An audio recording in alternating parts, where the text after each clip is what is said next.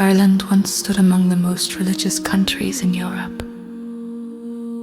In 1972, more than 90% of us were in Mass every week.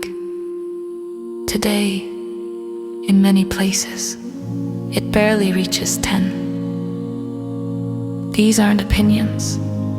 They're census lines, arcs on a graph, proof of a cultural shift that happened faster than anyone expected. Philosophers say a nation must answer two questions. Who are we together? And what gives our lives meaning? Durkheim called religion the social glue. Not just faith, but structure. He might look at modern Ireland and say that when the glue thins, the bonds loosen. Nietzsche warned that when a society declares the death of God, it does not celebrate. It searches, not the end of morality, but the end of the compass that pointed to it. Sartre would call this freedom, a blank canvas with no instructions.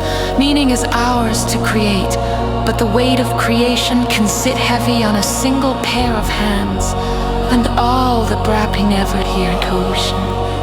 The Bible speaks into this change, not in nostalgia, but in warning. Where there is no vision, the people get out of hand. And again, when foundations are being destroyed, what can the virtuous do?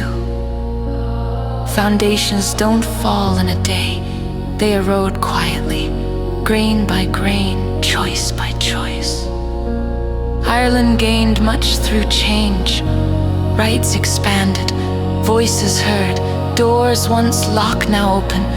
These are victories worthy of recognition. But as religion declined, so did the communal spaces it shaped.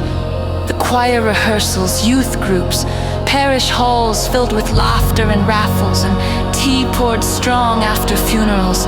Structures that held us became memories. Life events became personal, beautifully customized, but sometimes isolated, where we once spoke the same words over the newly born, the newly married, the newly departed. Now each script is handwritten and often unheard, beyond the circle present. This is not a call to return blindly, nor to ignore the lessons learned. It is simply to recognize that religion was more than belief. It was memory and music and a map passed down.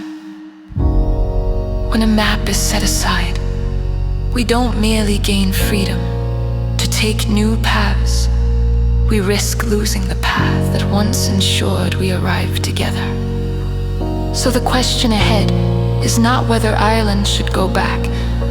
History rarely moves in reverse, but whether we can build something that answers the same human needs: belonging, direction, community, hope.